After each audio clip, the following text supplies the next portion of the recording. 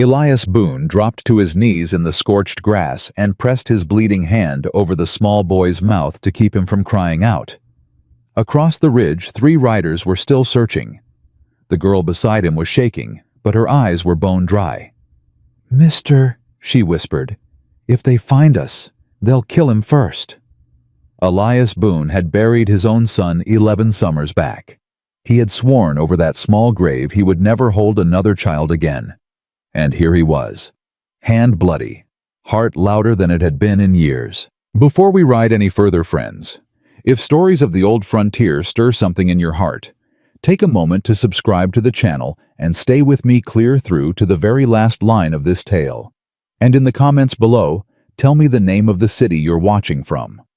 I love seeing how far these stories travel across this great country of ours. Now let's ride back to the summer of 1881, to a scorched stretch of Nebraska prairie, where one wounded cowboy's choice was about to echo for generations. The riders crested the ridge and stopped, 3 silhouettes against a sky the color of old brass. Elias held his breath. "Don't move," he whispered against the boy's hair. "Don't you dare move." The girl's hand closed around his forearm. Her grip was stronger than a child's grip had any right to be. "They'll ride on," she said. "They always do when they can't see us." "How long they been hunting you?" 2 days. 2 days without water. We drank out of a cow trough last night." Elias shut his eyes for 1 second. Just one. When he opened them, the riders were turning their horses south toward the creek bed. He waited until the drum of hooves faded into the hot wind. Then he rolled onto his side and let the boy go. The boy did not cry. That was what struck Elias first. A child that small ought to cry after what had just happened. This one only stared up at him with black, steady eyes, one thin hand clutching a tin toy horse so tight the paint had rubbed off in patches. "He don't talk," the girl said. "At all. Not since our mama went in the ground." Elias sat up slow. His shoulder was on fire. The cut in his sleeve had opened again during the run, and warm blood was soaking through the fabric down to his elbow. He pressed his palm over it and swore under his breath. "You're bleeding," the girl said. "I noticed." "You ought to bind it." "I'll bind it at home." He looked at her properly for the first time. 13 maybe. 14 at the outside. Soot on her cheekbones. A dress that had once been blue. Her hair pulled back with a scrap of leather lacing.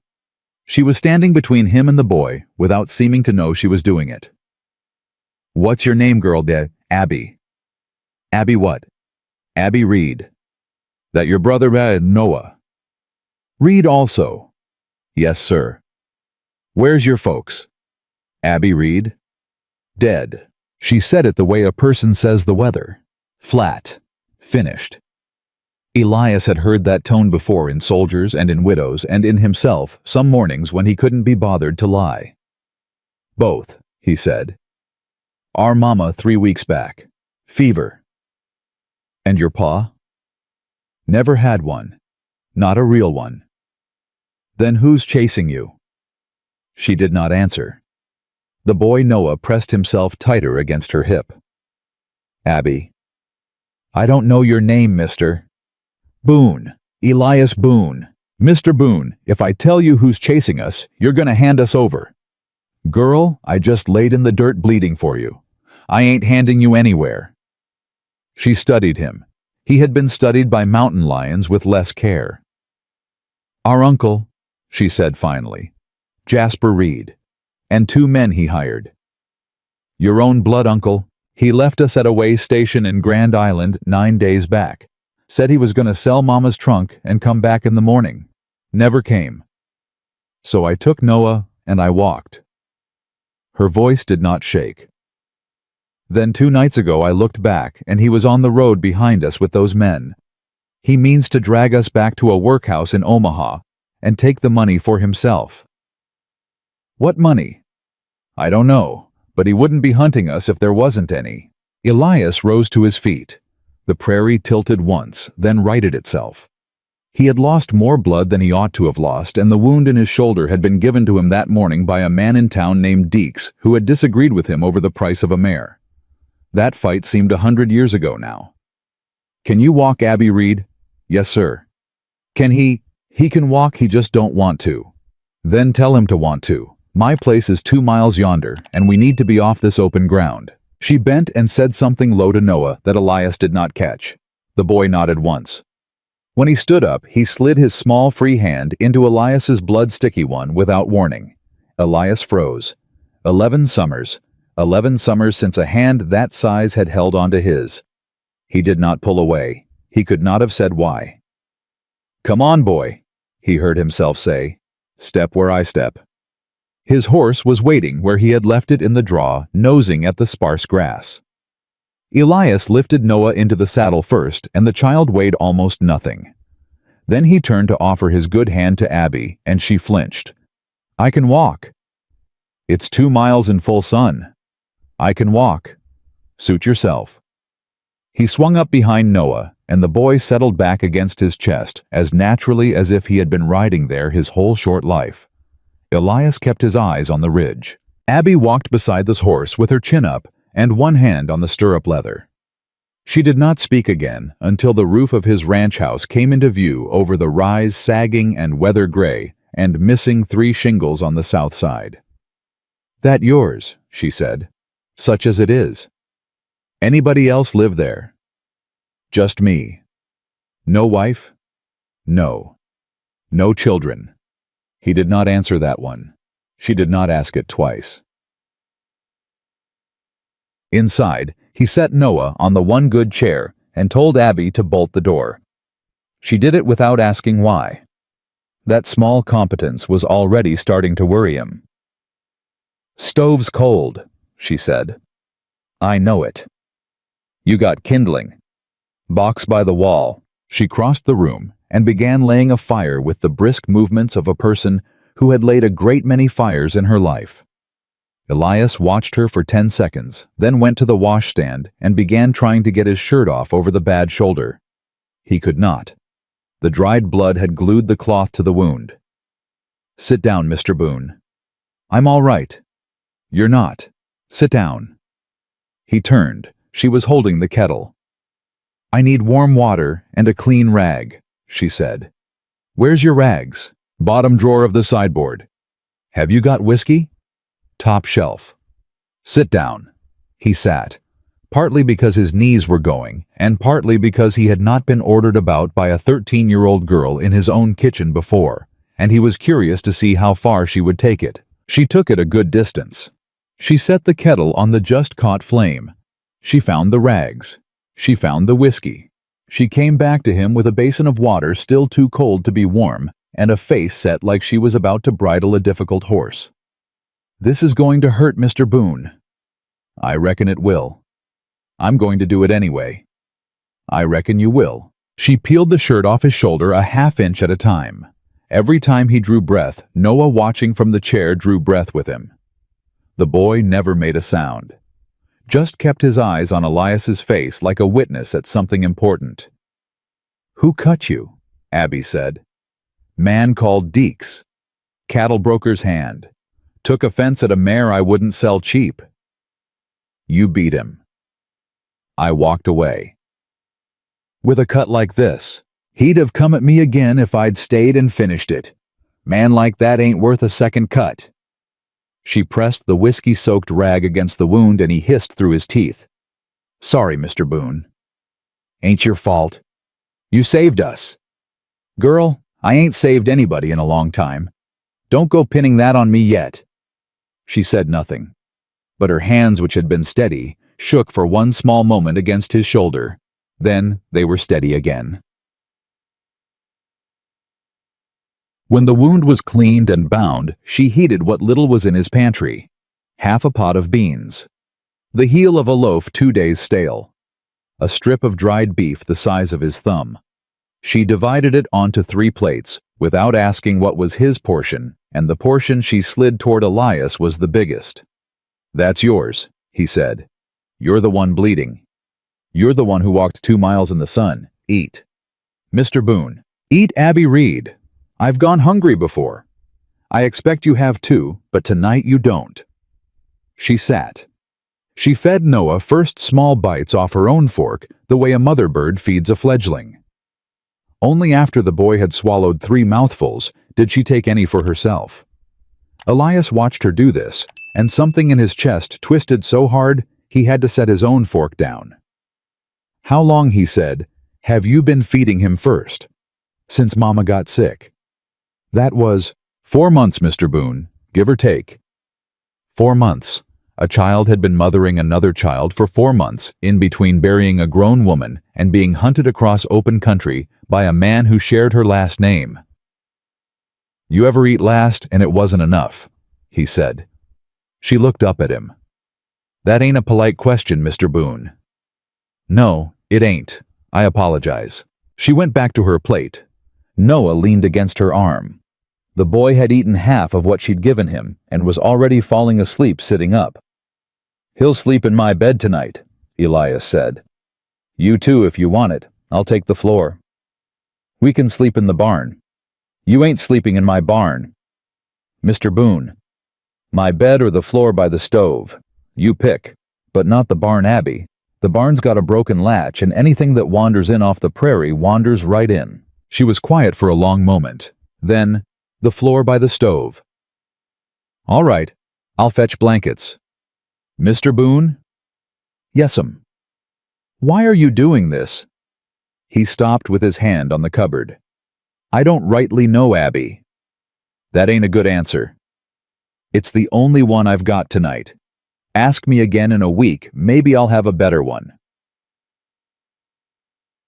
He laid out 2 wool blankets on the floor near the stove and a third folded for a pillow. Abby got Noah settled. The boy was already 3/4 gone into sleep before his head touched the wool. Abby lay down beside him without taking off her boots, and Elias did not remark on it. He knew what it was to sleep with your boots on. It was what you did when you might have to run. He blew out the lamp. He went to the window and looked out. The prairie was dark and empty. No silhouettes on the ridge, no dust, just stars and the small moving shapes of his 2 head of cattle against the far pasture. He let the curtain fall. He sat down in the chair by the door with his rifle across his knees. "Mr. Boone," came a small voice out of the dark. "Yes, Abby." "You don't have to sit up." "I know it. They won't come tonight. Uncle Jasper don't ride in the dark." "Likely not." "Then why are you sitting there?" "Because I said I would." "You didn't say that." "I'm saying it now." A long silence, then smaller. "Thank you, Mr. Boone." "Go to sleep, girl." He did not sleep. He watched the stove light die down to coals. He watched the pale square of window turn from black to iron gray, to the first thin blue of a prairie dawn. He listened to the 2 small breathings on the floor, one quick and shallow, one slow and deep, and he thought about his wife Mary, who had been in the ground 11 years come September, and about the son they had not been able to bury, because there had not been enough of him left to bury only the small blanket she had wrapped him in, and the memory of a fever that took them both inside of 4 days, while Elias was 100 miles away, hunting strays for a man he had since forgotten. He had promised himself over Mary's grave that he would not carry anybody else. Not ever. A man who failed once at keeping the people he loved alive had no business trying it again. And yet, the boy in the other room had taken his bloody hand without asking. The girl had cleaned a wound she did not owe him, and he had told both of them in so many words that they were sleeping under his roof tonight. Damn fool, he said to himself. You stubborn, grieving damn fool. At first light there were hoof prints outside the fence. He found them when he went out to see to the horse. 3 sets, heavy shod, stopped within 20 yards of his gate. Stood there long enough for the horses to shift weight twice. Then turned and rode off east. He crouched down and touched the dust where they had stood. Still cool. Before sunrise. They had looked at his house. They had decided against it, for now. He rose and dusted his hands on his trousers and went back inside. Abby was awake, sitting up with her back against the wall, and Noah still asleep in her lap. She saw his face. They were here, she said. They were close. How close? Near the gate. Didn't come in. She nodded once, a sharp small nod like she had expected nothing better. "Mr. Boone, we'll go. We don't want to bring trouble on you." "Abby, we'll go today. I'll take Noah. We'll find another town." "Sit down, girl." "I'm already sitting." "Then stay sitting and listen." She looked up at him. In the gray dawn light, with her hair come half loose and her eyes ringed in exhaustion, she looked every one of her 13 years and also about 40. "I don't know your uncle," Elias said. "And I don't know what money he thinks he's owed. But I know this. A man who drops 2 children at a way station and then comes back to hunt them is not a man with a claim on anything. He is a man who needs to be run off a porch with a rifle. That is what he is. And I am a man who has a rifle." "Mr. Boone, I ain't finished. I said last night that you could stay one night. I'm saying this morning you can stay another, and when that one's up, we'll talk about a third. I am not promising you forever, Abby Reed. I don't make promises like that anymore. But I am promising you today, and today is more than you had yesterday." She stared at him. Her mouth opened. It shut. Her eyes filled and did not spill. She turned her face away down against the top of her brother's sleeping head, and she did not look at Elias again for a long time. "All right, Mr. Boone," she said at last into Noah's hair. "All right. All right." He went outside again because he did not trust his own face to stay level if he stood there watching her any longer. The sun was coming up full now, the color of a new-struck coin over the scorched end of a summer that had already burned down half the grass in the county. His shoulder throbbed. His cattle were lowing for water.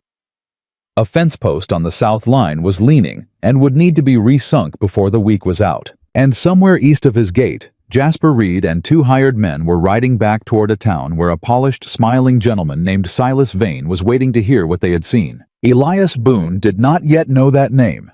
He did not yet know that a rail survey crew had passed through the county office 2 weeks back and drawn a pencil line straight across the north edge of his own land. He did not yet know that his quiet ranch, the one he had been letting rot slowly around him, because he no longer cared enough to fix it, was about to become worth more than he had ever made in his life, and therefore worth more than his life in certain men's eyes. He only knew what he could see. He could see a wounded shoulder and a bent fence post and a girl inside his house who had not cried when a grown man told her she could stay. He set his hat on his head. He walked toward the fence post. He had work to do. The fence post fought him for the better part of an hour. His shoulder had stiffened in the night, and every swing of the maul sent a fresh knife up into his neck. He was sweating through the bandage before the sun was fully up. "Mr. Boone?" He turned. Abby was standing 10 feet behind him, holding the water bucket with both hands. She had washed her face. Her hair was braided back tight. "I told you to stay inside. You told me I could stay another day. You didn't say stay inside." "Girl, Noah's asleep. The door's bolted. I brought you water." She held the bucket out. "You're bleeding through that rag again." "I know it." "Then sit down and let me rewrap it before you swing that maul one more time." "Abby Reed, I have been setting my own fence posts since before your mother was born." "Then you ought to be better at it by now." He stared at her. She stared back. After a long second, he barked out a sound that was almost a laugh and set the maul down. "Hand me the water." She handed it. He drank. She took the dipper back and drank herself, and then without asking, she walked over to the leaning post, set her small shoulder against it, and shoved. The post moved half an inch. "You ain't strong enough for that, Abby." "I'm strong enough to hold it while you swing." He looked at her. She was 13 years old and weighed about as much as a wet coat. But her feet were planted and her jaw was set, and he had already learned one thing about Abby Reed in less than a day, which was that arguing with her cost more than it was worth. "All right," he said. "Hold it straight. When I say step back, you step back fast. I miss, I break your hand." "You won't miss. Don't bet on me, girl." "I already did." She said it low, almost to herself. He pretended he had not heard. He set the post. She held it. He swung. The maul came down clean, and the post bit 3 inches into the dry ground. She did not flinch. "Again," she said. By noon the post was sunk.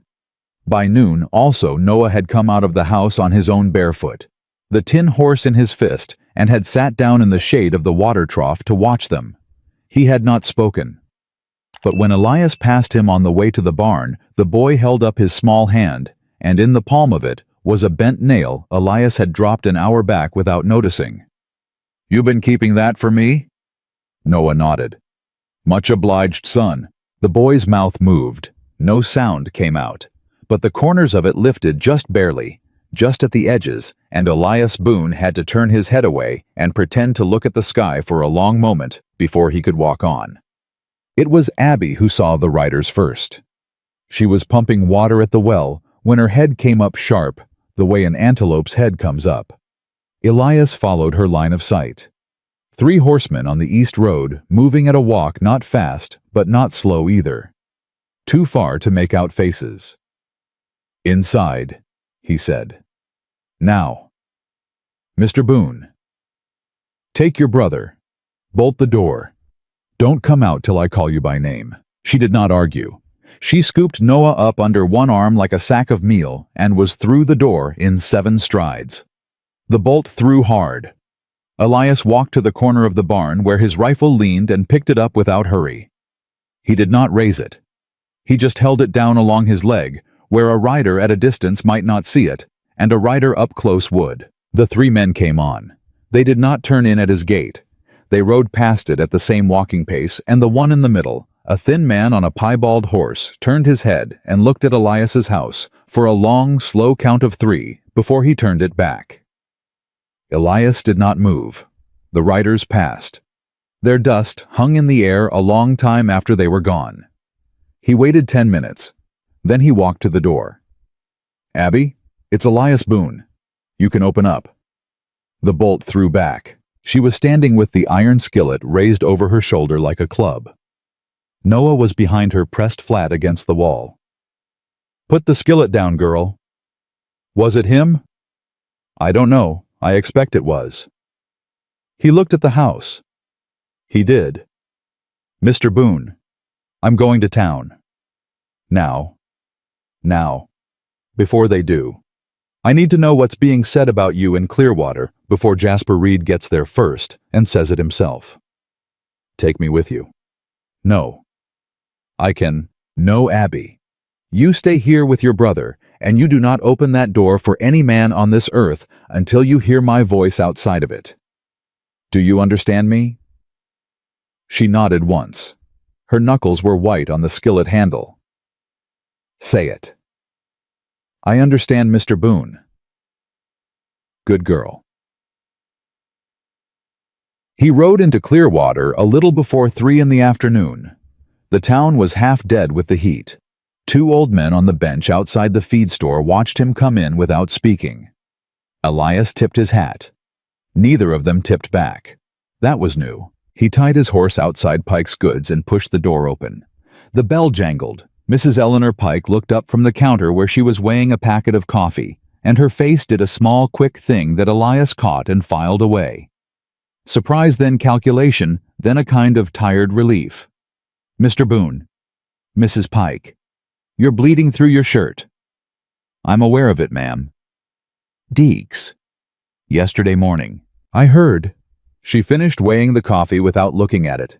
"I also heard Deeks has been drinking on a gentleman's tab over at the drover's house for 2 straight days, telling everybody who'll listen that you insulted him." "Did I insult him?" "I wasn't there, Mr. Boone."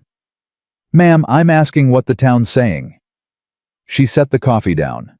Her eyes went to the window, then the back door, then back to him. "The town is saying," she said, "that Elias Boone has 2 young children out at his place, that he brought them in off the road 3 nights back, that nobody in this county has ever seen those children before, and that a gentleman came through yesterday afternoon looking for his niece and nephew who had run off from his keeping." Elias's stomach went cold. Yesterday afternoon, before sundown. What did this gentleman look like? Thin, tall, brown coat. Claimed the name Jasper Reed. And what did the town tell him? Mrs. Pike's mouth tightened. The town, she said, told him where you live. He rode back fast enough to lame a lesser horse. The sun was slanting hard across the prairie by the time he saw his own roof. He was off the saddle and inside the door before the dust had settled. Abby. Here, Mr. Boone. She was by the stove. Noah was on the floor beside her, drawing on the back of a flour sack with a piece of charcoal. Both of them looked up at him with the same still watchful eyes. Pack what you've got, he said. We're moving you tonight. Moving where? Into town. Mrs. Pike's back room. Just for 2 nights while I... No. He stopped. Abby. No, Mr. Boone. If we go into town, anybody in that town can walk up and take us. At least out here you've got walls and a rifle and a horse. In town we've got nothing but other folks' mercy, and I am done. I am done, Mr. Boone, with other folks' mercy. Her voice did not rise, it only hardened. We stay here, or we leave this country altogether tonight and we don't come back. He looked at her a long time. Your uncle was in town yesterday. I figured. The town told him where I live. I figured that too. He's coming, Abby. Maybe tonight. Maybe tomorrow. I cannot promise you I can keep him off this porch. She set down the spoon she had been holding. She walked across the room to him. She put her hand flat against the front of his shirt right over the breastbone, and she looked up into his face. Mr. Boone. She said, I do not need you to promise. I just need you to try. He put his hand over hers. It was so much smaller than his that his fingers wrapped clean around the back of it. I'll try, Abby Reed. That's all. That's all. That night, after Noah was asleep, she came and sat across the table from him with the tin toy horse in her hand. Mr. Boone? Yes'm. I need to tell you something, and I need you not to ask me how I know it till I'm done. All right. She set the tin horse on the table between them. She twisted the head. The head came off. She turned the body over and tapped it. 3 folded banknotes slid out onto the wood. Elias picked them up. They were each for $100, drawn on a bank in Omaha. Sweet Jesus, he said. Abby. Mama sewed them into the lining of her coat before she got sick. Before she died, she told me where they were, and she told me to put them somewhere Uncle Jasper would never think to look. So I put them in the horse. Noah won't let go of that horse. Not for anybody, not even for Candy. He don't know what's in it. $300. Yes, sir. That's what he's hunting you for. Part of it. What's the other part? Mama's people were German. They had land back in Ohio. When she died, the deed to some of that land came to me and Noah. Jasper wants us in his keeping before the papers are served, so the land goes through him. How do you know this, Abby? Because I listened at doors for 4 months while Mama was dying, Mr. Boone. That's how I know it. Elias sat back in the chair. He rubbed his good hand down his face. Girl, you've been carrying this by yourself. Who else was I going to carry it with? You should have told me yesterday. I didn't know you yesterday. You don't know me today. Yes, I do, she said. I watched you swing a maul for an hour on a cut shoulder so we could have a fence. I know you well enough. He lay awake again that night, rifle across his knees, and thought about the $300 and the Ohio land, and the thin man on the piebald horse who had looked at his house for a count of 3. He thought about Mrs. Pike's face when she had said the town told him where you live. He thought about Deeks drinking on a gentleman's tab at the drover's house for 2 straight days. A gentleman's tab, he did not yet know whose. The knock came at dawn. It was not Jasper Reed. It was a man Elias had never seen before, standing on the porch in a pressed gray coat, with a black silk band around his hat for some mourning that did not appear to have touched his face. He was smiling. Mr. Boone. Who's asking? Silas Vane, sir. Cattle and land. Down from Omaha by way of Clearwater. I did not wish to trouble you at an indecent hour, but I am told you are a man who rises early, and I am myself a great believer in not wasting daylight. What do you want, Mr. Vane? A moment of your time. I'm at a moment. Inside if we might. Out here is fine. Silas Vane's smile did not slip. It adjusted. He glanced past Elias's shoulder into the doorway. Elias stepped sideways to block the view. Very well, sir. I shall come to it plainly. I am told the dry season has been hard on this end of the county. I am told you have lost grass, and I am told your well is running low, and I am told you are behind at the county assessors by a sum that a cattleman of your experience would not have let slide in a better year. You're told a great deal, Mr. Vane. I make it my business to be Mr. Boone. I should like to buy this property from you. It ain't for sale. Everything is for sale, sir, at the proper figure. I am prepared to offer $400 for the whole. 400. Cash, Mr. Boone. Today. Elias looked at him. He looked at the black silk mourning band. He looked at the small, clean fingernails on the hand that was not holding the hat. Mr. Vane. Sir, my land is worth $4,000, and you know it. The smile did slip then for 1/4 of 1 second. Then it was back. In a better market, perhaps. In this market, Mr. Vane, if you're offering $400 for it, somebody has told you it's worth 10 times that inside of a year. Now, I don't know who told you, and I don't know yet what they told you about, but I will find out. And until I do, you can get off my porch. Silas Vane settled his hat back on his head. He took his time about it. Mr. Boone, I understand you have taken in 2 children of late. Elias went very still.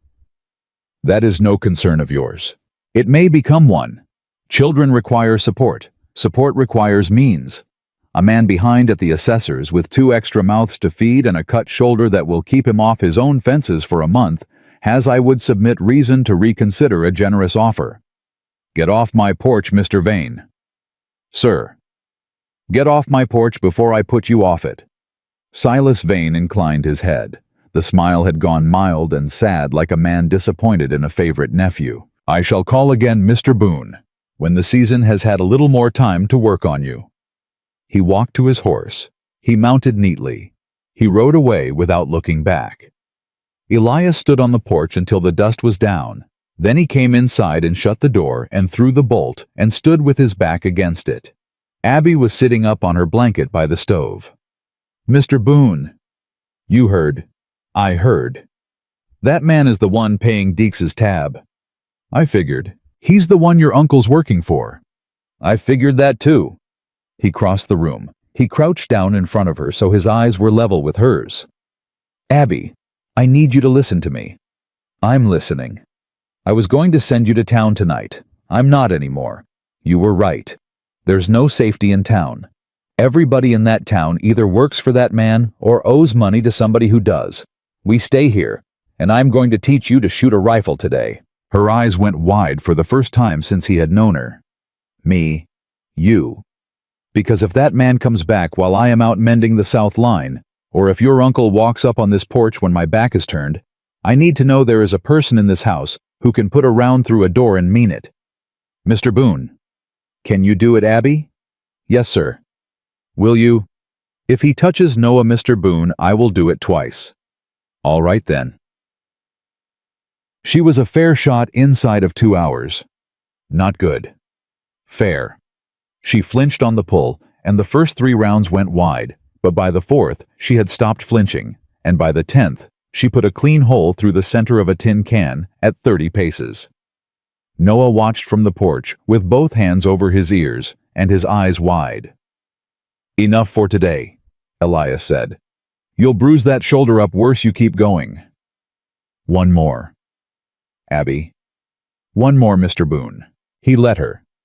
She put it through the can again. That was when the wind changed. He felt it on the back of his neck first. A prickling. Then the horse in the corral threw its head up and backed into the rails. Elias turned. East. A brown wall. Low. Moving fast. A dust storm and a big one. The kind the old trailmen called a roller. The kind that could put a grown cow on its side and a man on his knees inside of 2 minutes. Inside, he said. Both of you. Now. He got Abby through the door. He turned to grab Noah off the porch. Noah was not on the porch. Noah, the dog, the old yellow ranch dog that had been sleeping under the trough that morning. It was not there either. "Noah!" he shouted again, and Abby was beside him, and her face had gone the color of river clay. "He follows the dog, Mr. Boone. He follows the dog everywhere. Oh God, Mr. Boone." The wall was a half-mile out, maybe less. Elias grabbed her by both shoulders. "You stay in this house." "No. You stay in this house, Abby Reed. You bolt that door. I am going to bring him back. Do you hear me? Mr. Boone? Do you hear me? Yes. Say it." "I hear you, Mr. Boone. Bring him back." "I will." He shoved her at the doorway. He took his hat off and jammed it down tight. He wrapped his bandana over his mouth and nose. He went off the porch at a run, toward the creek bed, toward the last place the dog had been headed that morning, toward the wall. The wind hit him 50 yards out. It took his breath. It filled his eyes with grit before he could close them. He ran blind. He shouted the boy's name, and the wind threw it back down his own throat. "Noah, boy, answer me, Noah." Nothing. He ran. He stumbled. He got up. He ran again. He found the dog first huddled down against the low bank of the dry creek, shaking. He grabbed its collar and dragged it along with him. "Where is he, dog? Where'd you leave him?" The dog whined and pulled west. Elias followed. He found Noah in the hollow of a fallen cottonwood, curled small, both hands pressed over his ears, eyes shut tight. The tin horse clutched against his chest. The boy was breathing. He was breathing. That was all Elias needed. He scooped him up. The child weighed nothing. Elias turned his back to the wind and began the walk home with Noah under his coat and the dog at his heels and the dust trying to take the skin off his face. It was the longest 400 yards of his life. He fell through the door. Abby slammed it behind him and threw the bolt, and then she was on her knees beside him with her hands all over Noah's face, his hair, his chest, checking. "He's breathing, Abby." I see it. Oh, Noah, you stupid." Her voice broke. Mr. Boone, I can't do this. I can't keep him safe by myself. I can't. I thought I could. I've been telling myself for 4 months I could, and I can't. She was not crying loud. She was not crying at all, really. She was just breaking quietly on her knees on his floor, saying "I can't" over and over into her brother's hair. Elias put his arm around her shoulders. She did not pull away. She turned her face into his sleeve, and she stayed there. "Abby." "Yes." "Listen to me." "I'm listening." "You don't have to." "What?" "You don't have to keep him safe by yourself. Not anymore. Not in this house. Do you hear me, girl?" She could not answer. "No one," he said, and his own voice was rougher than he had ever heard it, rougher than it had been on the day he buried Mary. "No one is taking you anywhere tonight." Outside, the wind screamed against the shingles, and the sky went the color of a bruise. Inside, a man who had sworn 11 years back that he would never hold another child sat on his own floor, with one arm around a 13-year-old girl and a small boy, asleep against his ribs. And he did not let go of either of them. Not for a long, long time. The wind blew itself out sometime before dawn. Elias came awake on the floor with Noah still asleep across his chest, and Abby curled against his shoulder, with her hand clenched in the fabric of his sleeve. He did not move for a long time. He listened to the two breathings. He listened to the quiet. Then he heard the hoofbeats on the road. He slid out from under them slow. Abby stirred. "Mr. Boone?" "Stay down." "Is it him?" "I don't know yet." He took the rifle off the table and went to the window.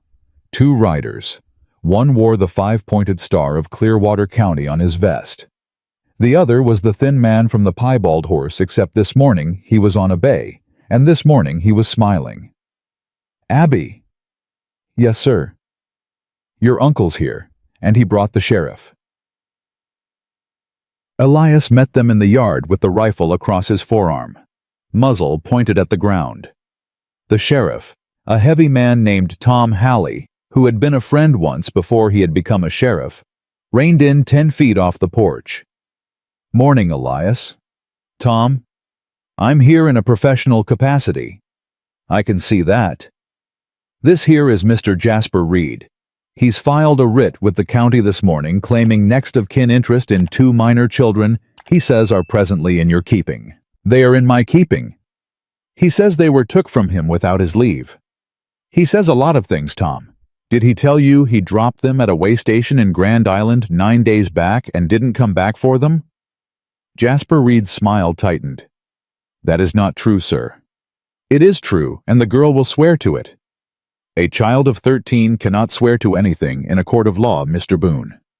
"She can swear to it in front of me, and I am the one holding the rifle." Tom Halley raised one hand. "Elias, put the rifle up, please." "I ain't raised it, Tom." "Raise it the other way, then. I'm asking as a friend." Elias lowered the muzzle into the dirt. "Writ says there's a hearing Saturday at 10 o'clock at the courthouse in Clearwater," Tom said. "Till then the children stay where they are under your roof. You don't move 'em. You don't hide 'em. You bring 'em into town Saturday morning and let the judge decide. Can you abide by that?" "I can." "Mr. Reed." "Saturday," Jasper said.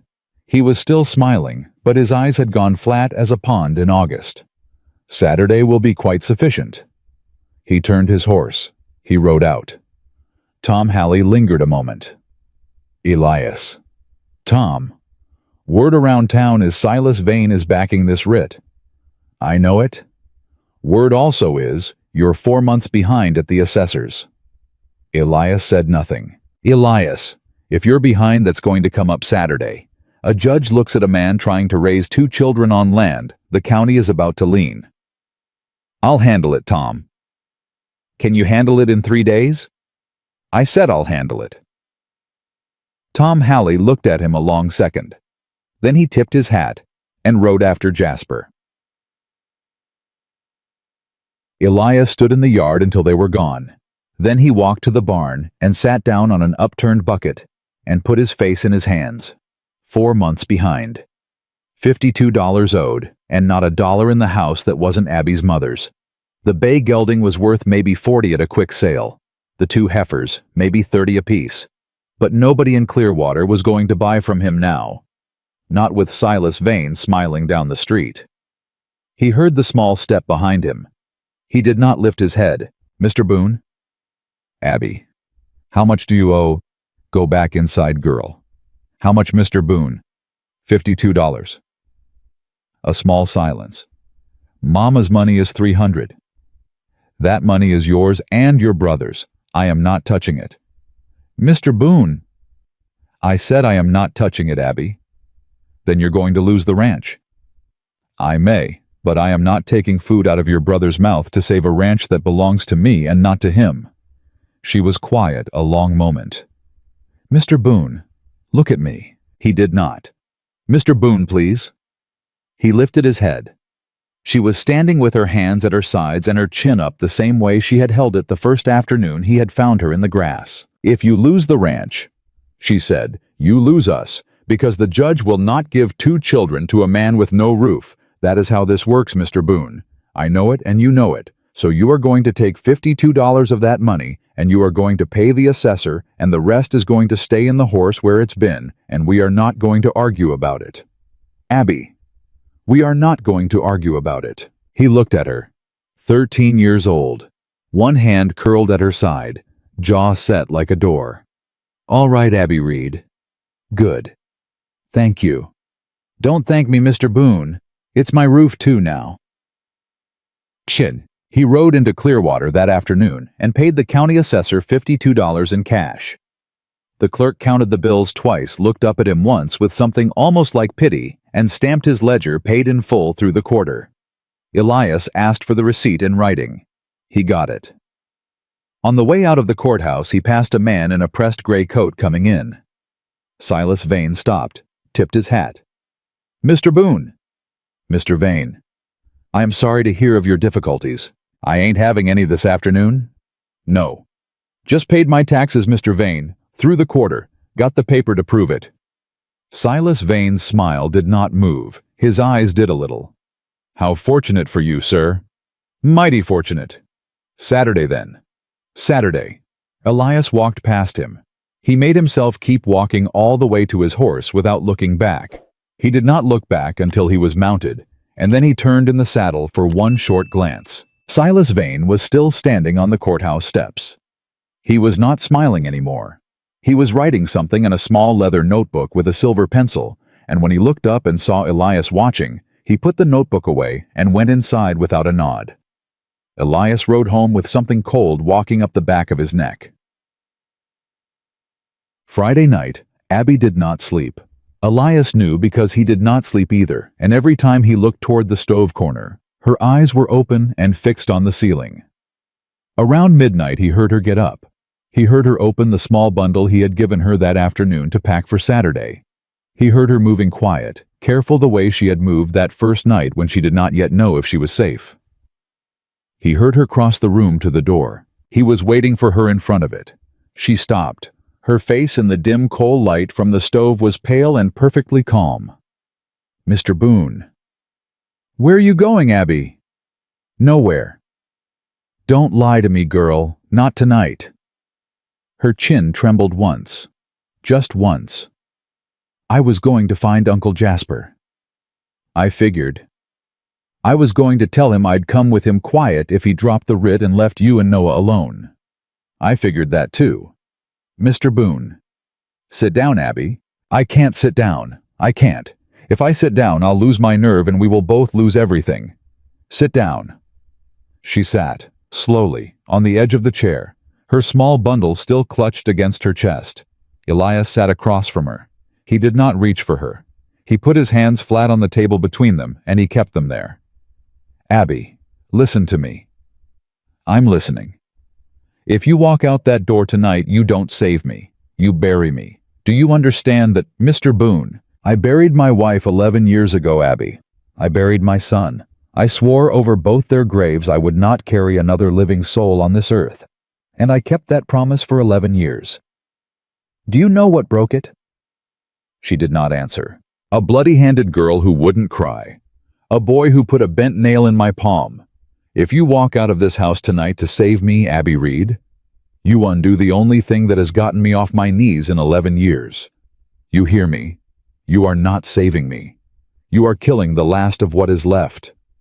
Her face crumpled then, all the way. For the first time since he had known her, she wept. Not loud, but hard, the shoulders shaking. "I'm sorry. Mr. Boone, I'm so sorry. I didn't want them to take it from you. Not because of us."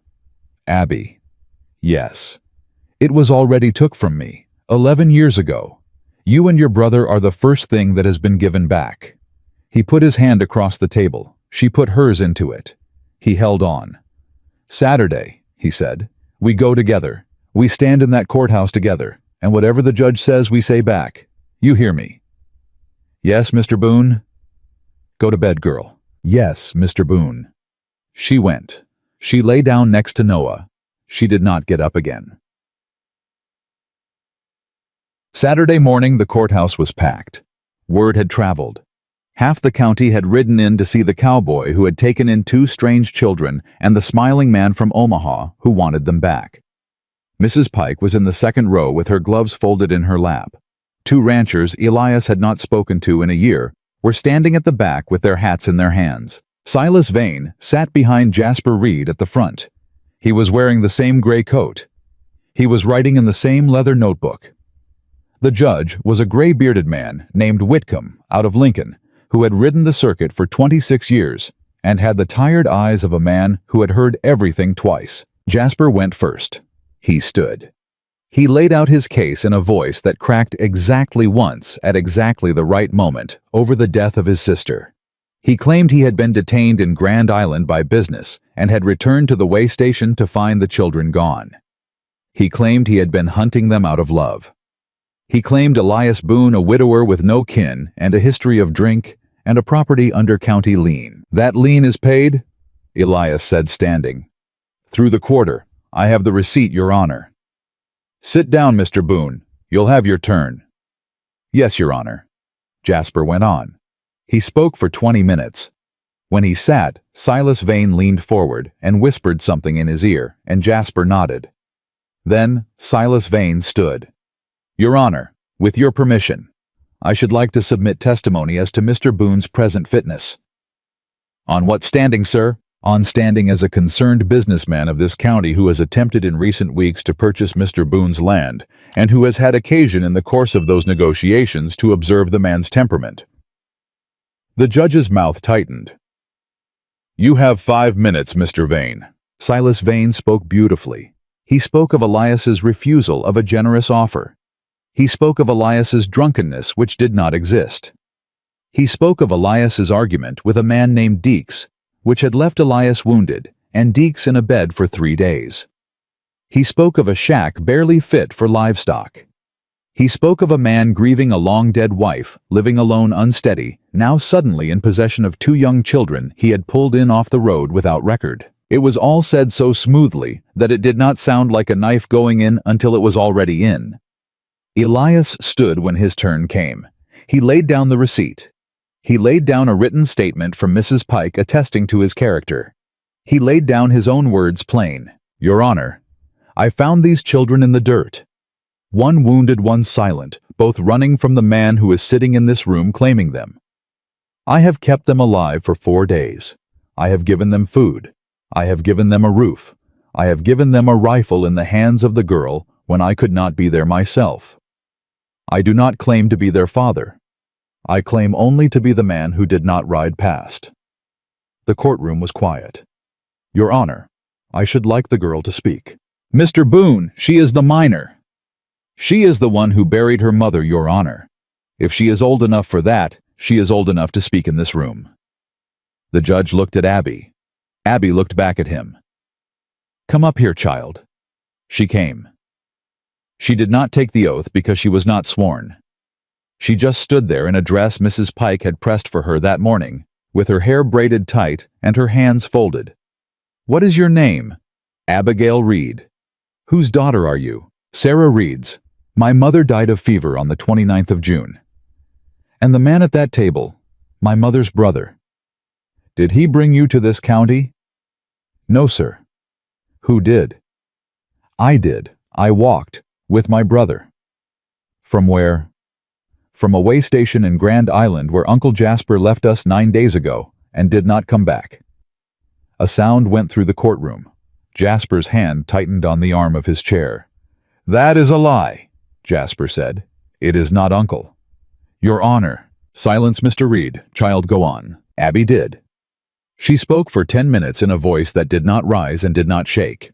She spoke of her mother's cough. She spoke of the coat with the bank notes sewn into the lining.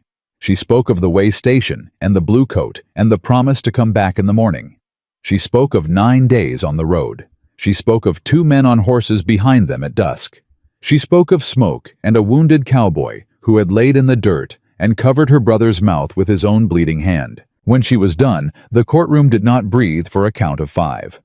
Then a small voice said from the bench beside Elias, clear as water. "He didn't ride past." Every head turned. Noah was standing, both hands on the bench in front of him, his tin horse set down on the wood beside his hat. "He didn't ride past," Noah said again. It was the first sentence the boy had spoken in 4 months. Uncle Jasper did. The judge took off his spectacles. He pinched the bridge of his nose. He set the spectacles down. He did not get to speak.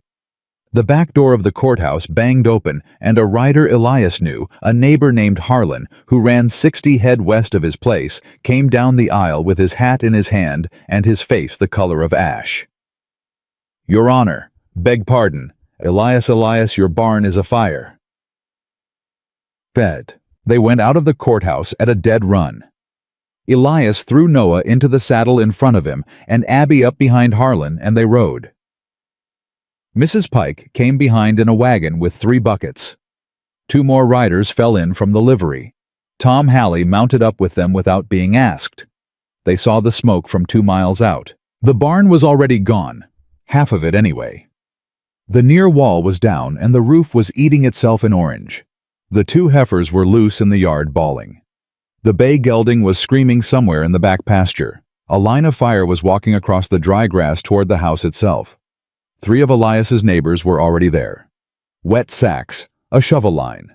A man he had not spoken to in 2 years was beating at the grass with his own coat. "Elias," the man shouted. "We got the house side. You save what you can of the barn." Elias was off the horse before it had fully stopped. He got Noah down. He pointed Abby at the porch. "Stay there, girl. Do not move from that porch." "Mr. Boone." "Stay on that porch, Abby Reed." He ran for the barn. He got one saddle out. He got the good bridle. He got the axe and the maul and the small trunk that had belonged to Mary and that he had not opened in 11 years. He went back in for the lantern hook that his father had forged the year Elias was born, and a beam came down 6 feet in front of him in a shower of cinders. "Elias!" somebody shouted. "Elias, get out of there!" He got out. His shirt was smoking. His bandage was smoking. He threw himself flat in the yard, and somebody dumped a bucket of water over him, and he came up gasping. "The house," he rasped. "The grass. Stop the grass." "We got it, Elias. We got it." They did, somehow. 10 men on a dry prairie with wet sacks and shovels, and 1 wagon of water. They beat the line down, and they turned it, and they killed it 20 feet from the house wall. When it was over, Elias was on his knees in his own yard with his face in his hands. A small shape hit him from the side and wrapped both arms around his neck. "Pa." He froze. "Pa, don't. Pa, don't." Noah, face pressed into his shoulder, both fists full of the back of his shirt, saying it over and over. "Pa, pa, pa, don't." Elias put his arms around the boy and held on. Abby was there a second later on her knees beside them. Her face black with soot and tear tracks cut through it, and she did not say anything at all. She just put her forehead against Elias's shoulder on the other side and stayed there. Tom Halley found them like that 10 minutes later. He stood a respectful distance off until Elias looked up. "Elias?" "Tom." "Boy from the livery saw a man in a gray coat riding hard east about an hour before the smoke came up. Didn't stop. Didn't look back. We're putting word out on the wire." "Jasper." "Jasper Reed is still in town. He ain't going anywhere. He came to the sheriff's office 20 minutes ago, Elias. On his own. Said he wanted to drop the writ." "He what?" "Said he wanted to drop the writ. Said he had not understood what kind of man he had gotten in bed with. Said he had not known about the fire." Tom's mouth twisted. "I believe him about the fire. I do not believe him about much else. But the writ's dead, Elias. It's dead." Elias looked down at the boy still wrapped around his neck. "It's dead, son. You hear that? It's dead." Noah nodded against his shoulder. Abby lifted her head. "Mr. Boone?" "Yes, Abby." "You called him son." "I did. Are you going to keep calling him that?" He looked at her, at the ash on her face, at the eyes that had not cried in front of him until last night and were not crying now. "I am going to keep calling him that, Abby Reed, if you will allow it." "I will allow it, Mr. Boone." "Good. And what are you going to call me?" He reached out with his free hand. He put it flat against her cheek. His thumb wiped one long line of ash away under her eye. "I am going to call you my girl," he said, "if you will allow that too." She closed her eyes. "I will allow it," she said. Somewhere out past the burned grass, a barn roof fell in on itself with a slow groan. Somewhere further east, a man in a gray coat was riding hard for a state line. Somewhere in Clearwater, a thin man in a blue coat was sitting in a jail cell with his head in his hands and refusing food. And in a scorched yard on a failing ranch at the end of a summer that had nearly taken everything, a man who had once sworn he would carry no one sat on his knees in his own dirt with a boy's arms around his neck and a girl's face against his hand, and he did not let go of either one. The rooster did not crow the next morning. It had been in the barn. Elias stood in the yard at first light with his hat in his hands and looked at what was left. The south wall of the barn was a black rib cage against the sky. The hayloft was ash. The saddle he had saved was sitting on the porch rail where he had dropped it in the night. He had not slept. He had sat up in the kitchen with his rifle across his knees, and with Noah asleep on the floor, with his head in Abby's lap, and with Abby not asleep at all, but watching the door until Gray came in the window. "Mr. Boone?" He did not turn. He had heard her bare feet on the porch boards. "Go back inside, Abby. I brought coffee." "There ain't any coffee. It was in the barn." "Mrs. Pike left a tin on the step last night." He turned. Abby was holding a tin cup out to him in both hands. The coffee was black and strong, and it was the first thing he had drunk since water the day before, and he drank half of it without breathing. "When did she come?" "Around 2, I guess. She left the tin and some bread and a note." "Saying what?" "Saying she would come back this morning with men." "Which men?" "She didn't say which, Mr. Boone." The first wagon rolled in a little after 7. It was Harlan the neighbor who had run into the courtroom with the news. Behind him came 2 of his boys on mules, and behind them came a wagon driven by a man Elias had not spoken to in 3 years after a disagreement over a strayed calf. And behind that wagon came Mrs. Pike herself, upright on the bench of her store wagon with a sack of nails and a crate of biscuits and a face that dared anybody to comment on her presence. Elias stood on his porch and did not know what to say. "Elias," Harlan said, climbing down. "Word went out last night. You got about 15 men coming today, give or take. Bring your maul." Harlan. "Don't, Elias." Harlan. "I ain't been a neighbor to any of you in a long time." "That's between you and God, Elias. Today we're putting up a barn." Mrs. Pike walked past both of them with the crate of biscuits in her arms like she was walking past a pair of slow children. "Abigail," she called into the house. "Come help me with the food, child. These men eat like yearling steers, and they will fall over if we don't feed 'em by 10. "Yes, ma'am." Abby came out. Mrs. Pike put the crate in her arms and turned her around and pointed her at the house without a wasted motion, and Abby went, and Elias stood on his porch with a cup of coffee in his hand, and watched a town that had ridden past him for 11 years suddenly decide all at once that he was worth standing beside. His throat closed. He set the coffee down on the rail so he would not drop it. "Harlan." "Elias." "Why?" Harlan paused with the maul halfway up to his shoulder. He looked at Elias with something careful in his eyes. "Elias, that girl of yours stood up in the courthouse yesterday and said a thing that a lot of us ought to have said a long time back, about riding past and not riding past. My woman told me last night that if I ever rode past a child in the dirt again, I could sleep in the barn for the rest of our lives. I reckon she meant it." He swung the maul up onto his shoulder. "So, we're putting up a barn." By noon there were 12 men working. By 2 there were 16. Mrs. Pike and Abby had fed them twice. Noah had carried nails in his small shirt pocket to every man who asked for them, and had said please and thank you in a voice that still surprised Elias every time he heard it. The south wall went up before the sun was down.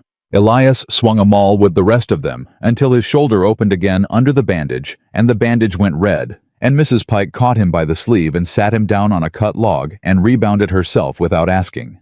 "Elias Boone." "Yes'm." "You are going to listen to me for 1 minute." "Yes'm." "That man in the gray coat is in custody in North Platte as of this morning. A marshal picked him up at a station house on a charge of attempted arson, and there are 2 other charges coming on the wire. He is not coming back to this county." Elias let out a breath he had not known he had been holding. "And Jasper. Jasper Reed has asked to speak with you. He is still in the Clearwater jail. The sheriff said to tell you that." "I got nothing to say to him." "He has something to say to you, Elias, so the sheriff says." "Mrs. Pike, I am not telling you to go. I am telling you the man asked." She tied off the bandage tight. She patted his good shoulder once briskly, like a woman setting a bread loaf. Then she stood up and went back to the biscuits. He rode into Clearwater the next morning because he could not sleep for thinking about it. Tom Halley met him at the jail door. "He asked for you 3 times, Elias. He's been quiet otherwise. Won't eat. Won't talk to a preacher. Just keeps asking for you." "All right. Elias, you want somebody in there with you?" "No, Tom. Thank you. Jasper Reed was sitting on the edge of his bunk with his hands between his knees. He looked up when Elias came in, and his face was the face of a man 10 years older than he had been on Saturday. "Mr. Boone." "Reed. Thank you for coming." "Don't thank me. Say what you mean to say." Jasper nodded. He reached under the mattress of the bunk. He pulled out a folded piece of paper. It was stained and creased and had been carried a long way. "This was my sister's. My sister Sarah, the children's mother. She gave it to me the day before she died and asked me to read it to them when I judged them old enough." "And you did not." "And I did not, Mr. Boone." His voice broke. He did not try to hide it. "I did not read it, and I did not give it to them, and I sold her coat. I took the last $3 out of her purse, and I left her children at a way station, and I told a man in a gray coat where to find them, because he had offered me $400 to do it. I did that. I know what I did." Elias did not say anything. "Take it," Jasper said. He held the paper out. "Take it and read it to them. Or read it yourself first. I do not deserve to read it to them. I never will. But they deserve to hear it. Mr. Boone, and I am the only one who has it, and I am giving it to you." Elias took the paper. He did not open it in that cell. "Read." "Sir, I am not going to forgive you. Don't ask." "I am not asking, Mr. Boone." "Good." He turned to go. At the door he stopped. He did not turn all the way around. He spoke over his shoulder. "They called me Pa yesterday. Both of them. You should know that." Behind him, Jasper Reed made a small broken sound. "Yes, sir," Jasper said. "I am glad." Elias walked out. He read the letter alone in the saddle on the ride home. He had to stop twice to wipe his eyes before he could see the paper again. By the time he got to his own gate, he had read it 3 times, and had folded it and unfolded it so many times that the creases had softened. He did not bring it into the house right away. He sat on the porch step until the sun was down. Abby came out after a while and sat down beside him without speaking. "Mr. Boone?" "Abby, you're crying." "I know it. Is it bad?" "No, girl, it ain't bad." He put the letter into her hands. He put his arm around her shoulders. He said, "It's from your mama." She went very still. "Read it out loud," he said. "Don't read it in your head. Read it where Noah can hear." "Mr. Boone, Read it, Abby. You're the oldest. It's your job." She swallowed hard. She stood up.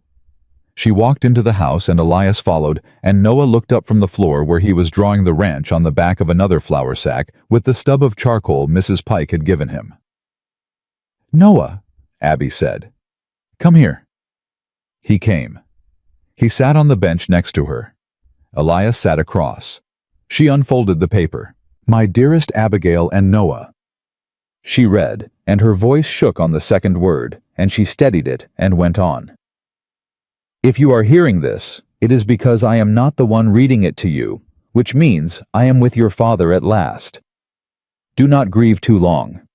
I have grieved long enough for both of us, and I am tired, and I am ready." Noah reached out and put his small hand on Abby's knee. "I want you to know 3 things. The first is that I loved you more than I loved my own breath, and that love is not gone because I am gone. It has only gone on ahead. The second is that the man I have asked to take this letter to you is my brother, and my brother is weak, but he is the only blood I have, and I pray he will be strong enough this once." Abby's voice cracked. She stopped. "Keep reading, girl," Elias said quietly. She nodded. She kept reading. "The third is this. There is a piece of land in Ohio that was your grandfather's and is now yours. It is not a large piece, but it is enough. The papers are with a lawyer in Cincinnati named Whitfield. He has instructions.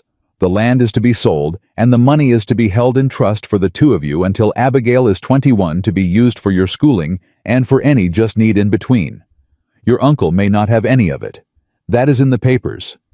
I am sorry to say so in writing, but I am saying it so that there is no confusion." Abby stopped. She looked up at Elias with her mouth open. "Keep reading, Abby. One last thing," she read. "If in the providence of God, you find yourselves in the keeping of any man or woman who has treated you with kindness, and fed you, and put a roof over you, I want you to know that you have my leave to love them. Blood is only one kind of family. The other kind is chosen. I had both in my life, and the chosen kind was sometimes the dearer. Do not be afraid to choose. Do not be afraid to be chosen. Your loving mother, Sarah." The kitchen was quiet. Noah took the letter out of Abby's hand. He looked at the writing for a long time. Then he folded it himself, careful along the soft creases, and he stood up and walked around the table.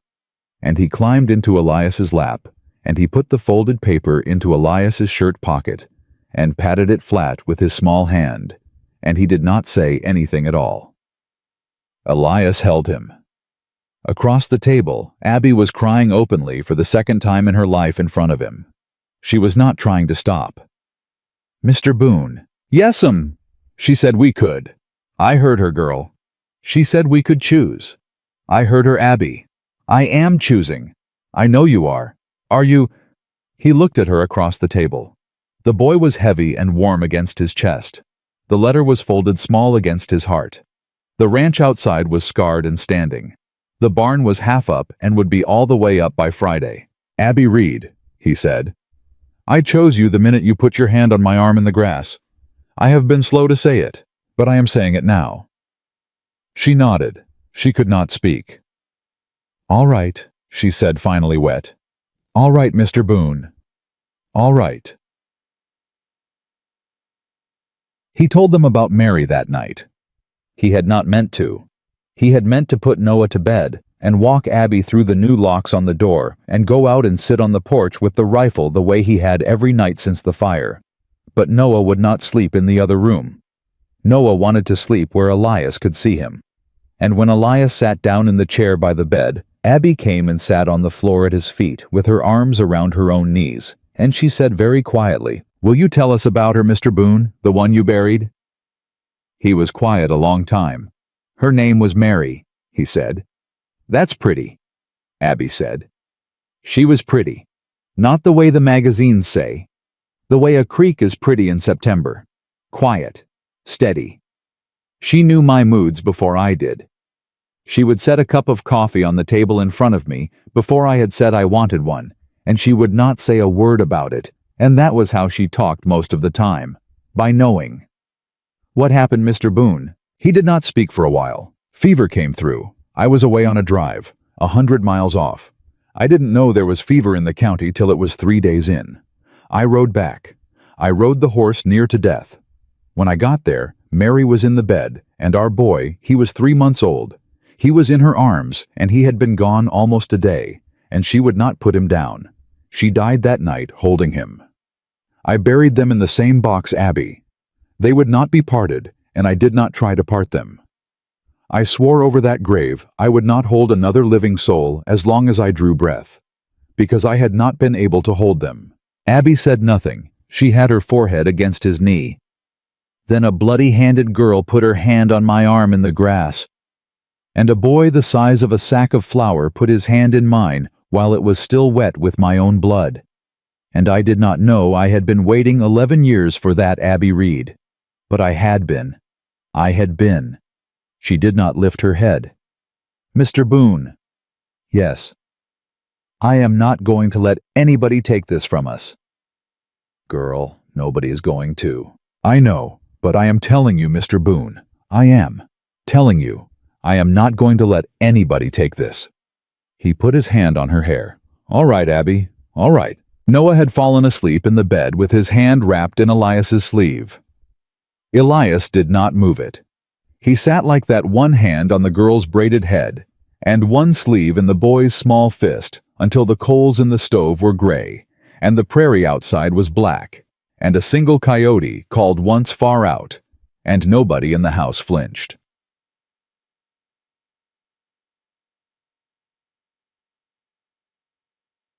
Mrs. Pike came on Thursday with a folder of papers. "Elias?" "Mrs. Pike, sit down." He sat. She laid the papers out on the table. She tapped each one with a finger as she named it. This is a petition for legal guardianship under the laws of the state. It requires your signature and Abby's, she being old enough to speak for herself in the matter. This is a letter I have drafted to the lawyer in Cincinnati, advising him of the children's present location and requesting a transfer of the trust to a reputable bank in Lincoln. This is a standard letter of enrollment for the Clearwater School, which will want Abby in the 8th grade by autumn and Noah in the 1st. This is the fee schedule for the school, which is $2 a term, and I have already paid it. Do not argue with me, Elias Boone. Mrs. Pike. I said do not argue with me. Yes'm. She tapped the last paper. This is a will. It is a simple will. I drew it up with the circuit lawyer this morning. It provides that in the event of your death, which I pray is a long way off the ranch, and all its holdings pass jointly to Abigail and Noah Reed as your legal wards. You need to sign it in front of 2 witnesses. I will be one. Harlan will be the other if you ask him. Elias looked at the will. He looked at it for a long time. Mrs. Pike. Elias. I don't know how to thank you. Then don't, Mr. Boone. Just sign the paper. He signed the paper. He signed every paper she put in front of him.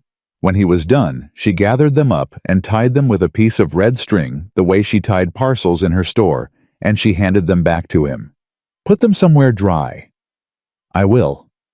Mr. Boone. Yes'm. You have neighbors now. You should get used to it. She went out. Abby stood at the stove watching her wagon pull away down the rutted road, and she did not turn around for a long time. And when she did, her eyes were red, but her mouth was steady. Mr. Boone. Abby. Supper's on. All right, girl. They ate at the one good table. 3 plates. No one spoke for a while. Noah had learned to chew slow the way Abby had taught him when there had been little to eat, and he had not yet unlearned it, though there was plenty on the plate now. Abby had set a small bunch of prairie flowers in a jar at the center of the table. Elias did not know when she had picked them. She had not said she was going to. He had not asked her not to. Mr. Boone? Yes, son. Noah had not called him anything except Pa since Saturday. He was choosing now. Elias waited. Mr. Boone, Pa. Yes, son. The dog's name is Buck. Elias set his fork down. Is it now? Yes, I named him today. Buck is a good name. I thought so. Abby was watching her brother across the table with her hand over her mouth to keep from laughing or crying. Elias could not tell which, and probably neither could she. All right, son, Buck it is. Pa. Yes. Can I sleep with Buck tonight? On the floor. On the floor. If your sister allows it. Abby allows it. Well then. He went back to his plate. Abby took her hand down from her mouth. She was smiling. It was the first real smile Elias had seen on her in 7 days, and it went all the way up into her eyes, and it stayed there a long time. He did not say anything about it. He just reached across the table and he took the jar of prairie flowers, and he moved it over an inch so it was not blocking her face, and he went on eating his supper. Outside, somewhere past the half-built barn, Buck the dog barked once at a nightbird, and Noah giggled around his spoon, and Abby laughed out loud for the first time since Elias had known her. A man who had once sworn over his wife's grave that he would carry no one, sat at his own kitchen table with a boy and a girl and a jar of prairie flowers between them, and he thought with a kind of wonder he had not felt in 11 years that he had not saved them at all. They had saved what was still human in him, and he ate his supper, and he did not let go of any of it, not a single piece. The barn was finished on a Friday in the 2nd week of August. Harlan drove the last peg himself, and then took his hat off and stood back, and 15 men stood back with him, and for a moment nobody said anything. Then Mrs. Pike clapped her hands once sharp and said, "Supper is on the porch, gentlemen, and if you do not come eat it, I will be personally insulted." And the moment broke, and the men laughed and came. Elias stood in his own yard with his hat in his hand and looked at the new south wall. It was not the barn he had lost. It was better. Abby came up beside him. She had flour on one cheek. "Mr. Boone?" "Girl. It's straight. I can see that. Harlan said you owe him $2 for the extra nails. I reckoned I would. I told him we would pay him Sunday." She shrugged one shoulder. "It's my roof too, Mr. Boone. You said." "I did say." "Then it's my nails too." He did not answer her. He just put his hand briefly on the top of her head, and she let him, and she went back to the porch to help Mrs. Pike pour coffee for men who had built him back a barn in 4 days. The letter from Cincinnati came 10 days after that. Tom Halley brought it out himself on a Tuesday afternoon. He sat on the porch with Elias and would not come inside because Tom Halley was a man who believed important news ought to be delivered in the open where God could witness it. He handed the envelope over without a word. Elias read it twice. The trust was real. The land in Ohio had sold at auction on the 20th of July for a sum of $4,612, and the money was now held in the name of Abigail and Noah Reed, in trust at the First National Bank of Lincoln, Nebraska. Instructions had been filed that the interest, some $80 a year, was to be released quarterly to their legal guardian for their support. The principal was not to be touched until Abigail reached her majority, except by direct order of the court. The letter had been countersigned by the lawyer Whitfield by the bank president in Lincoln, and by Judge Whitcomb of the Circuit Court. It was legal. It was done. Tom. Elias. $80 a year. Yep. That's the school fees and the winter coats and the feed for 2 more head of stock with money left over. I reckoned it might be. Elias set the letter on his knee. Tom, I ain't been a friend to you in a long time. Nope. You reckon you could come back Sunday? Bring your missus? Tom Halley smiled. It was the first time Elias had seen him smile in about 4 years. I reckon she'd like that, Elias. She's been asking after them children since Saturday. Tell her to come hungry. Abby cooks like her mother did. I'll tell her. Abby cried when he told her about the trust. She did not cry loud. She cried the way she had cried the night they read her mother's letter, which was to say, not much on the outside, but a great deal underneath, with her face turned away and her shoulders very still. Abby? Yes, Mr. Boone? You don't have to worry about money anymore. You understand? Yes, sir. You're going to school in September. Yes, sir. You are going to sit in a room with other girls your age, and you are going to learn what girls your age learn, and you are not going to carry this ranch on your back. Do you hear me? I hear you, Mr. Boone. Say it back. I am going to school in September. Good. Mr. Boone. Yes. What do I want to be? He looked at her. What do you mean, girl? Mama always asked me what I wanted to be when I grew up. I always said I didn't know. I was lying. I did know. I just didn't want to say it out loud because I thought if I said it out loud, then somebody would take it away from me. What is it, Abby? She looked down at her hands. I want to be a teacher, Mr. Boone. I want to be the kind of teacher who sees the children nobody else sees. The quiet ones. The ones who come in without shoes. The ones who have not eaten. I want to be that. He was quiet for a long moment. Abby Reed. Yes, sir. You are already that. She looked up at him. You have been that to your brother for 4 months. You have been that to me for a summer. You do not need school to teach you how to be that. School is just going to give you the papers that say out loud what you already are. Her face crumpled for 1 second. Then she put her hand over it and she laughed wet and she said, Mr. Boone, you are making me cry again, and I would prefer you did not. Yes'm. I apologize. Thank you. Don't thank me. Noah started talking in September. Not all at once. Not the way another child might, making up for lost months in a week. Noah talked the way Noah did everything, which was carefully and in his own time, and only when he was sure of the ground. The first full conversation he had with Elias happened on a Tuesday evening out by the water trough. Elias was filling it. Noah was sitting on the rail with Buck's head on his knee. Pa. Yes, son. When I grow up? Yes, I want to be like you. Elias set the bucket down. Like me, how son? Noah thought about it. He was 8 years old, and he took these questions with the seriousness of a judge. I want to not ride past, he said finally. Elias did not trust himself to speak for a count of 10. All right, son. Pa. Yes, son. Is that a good thing to want to be? Noah. That is the best thing a man can want to be. Don't you let anybody ever tell you different. All right, Pa. All right. The boy slid down off the rail. He patted Buck on the head.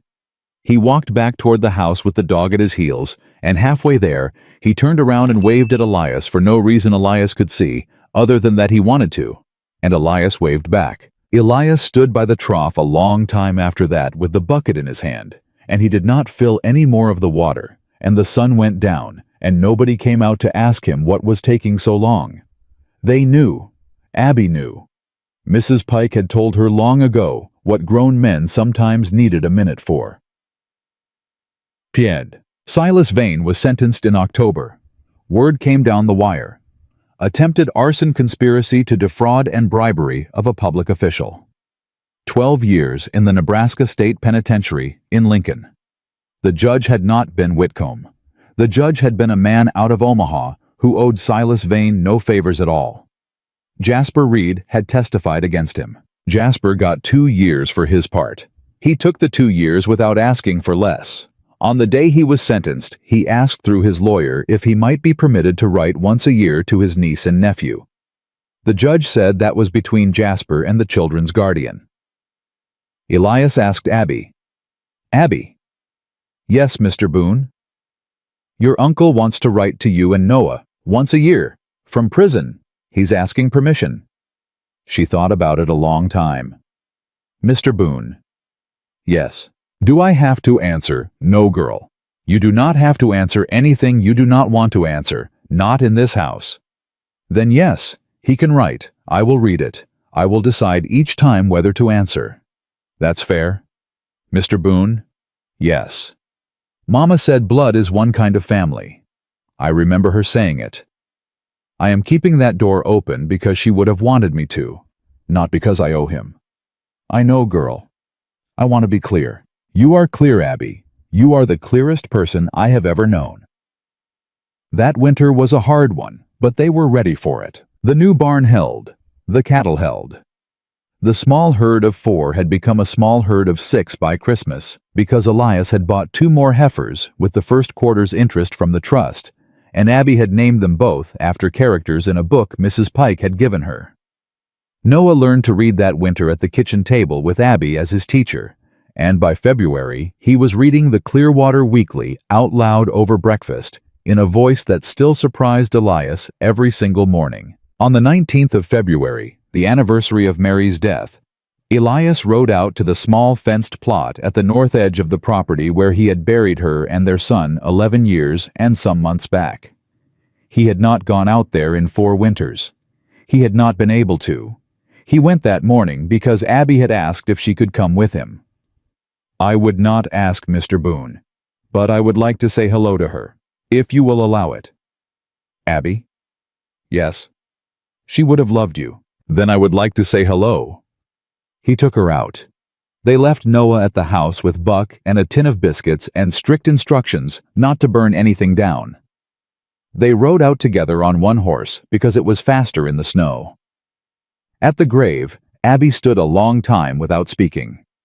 Then she took off her mittens, and she put her bare hand on the top of the headstone, which was a plain slab of limestone Elias had cut himself, and she said quietly to the stone, Mrs. Boone, I am Abby Reed. I am living in your house now. I am taking care of your husband the best I can. He is doing all right. He is not alone anymore. I wanted you to know that. I thought you should hear it from me. Elias had to turn his face into the collar of his coat. Mr. Boone. Yes, Abby. Is it all right that I said that? Girl, it is exactly right that you said that. Good. She put her mittens back on. They rode home. That night, Elias slept without the rifle on his knees for the first time since the fire, and he did not wake up once before morning. Spring came.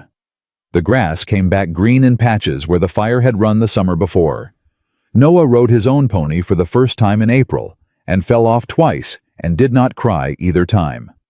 Abby sat for the county examiner's test in May and scored in the top 5% for the whole state of Nebraska, and Mrs. Pike cried in her own store when she read the letter announcing it, and then she swore Harlan's wife to secrecy and did it again. On the first Saturday in June, Elias called Abby and Noah into the kitchen and sat them down across the table from him. "I need to say something, and I need both of you to listen." "Yes, Pa," Noah said. "Yes, Mr. Boone," Abby said. "Abby, I want you to start calling me something besides Mr. Boone. You have been calling me Mr. Boone for 11 months. I would like that to stop." She looked down at the table. "What should I call you, Mr. Boone? Girl, what do you want to call me?" She was quiet a long time. Her hand went to the place on the tablecloth where Mrs. Pike had mended a tear in the weave. "Mr. Boone?"